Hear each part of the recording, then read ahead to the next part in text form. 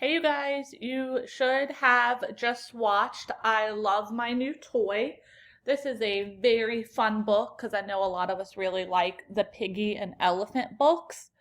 Um, what I have here in front of you is a summarizing graphic organizer. This is going to help us to put down our thoughts.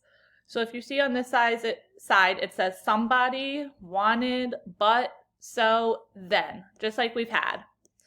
And over here is a place for me to type. So I'm going to do this today, and you'll get a turn another day. So now let's think about the somebody in our story. Okay, so all I have to do is highlight this, and then it'll go away, okay? Somebody. Well, I know that somebody in this story is really two people. It's Elephant and Piggy. Now, what did they want?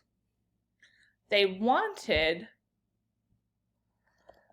to play with Piggy's new toy. But something happened, you guys. What happened? Do you remember? Yeah. Elephant broke Piggy's new toy. Uh-oh. So then what happened?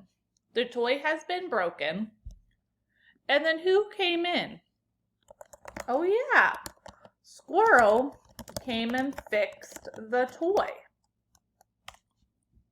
Then what happened? Did they keep playing with the toy or did they do something else? Then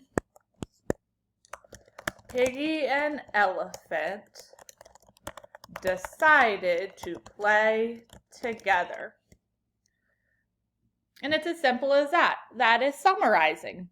When you summarize, you're just giving me the most important parts.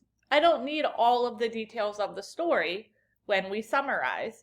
All I need is somebody, wanted, but, so, then. You'll get a turn to do this on Wednesday.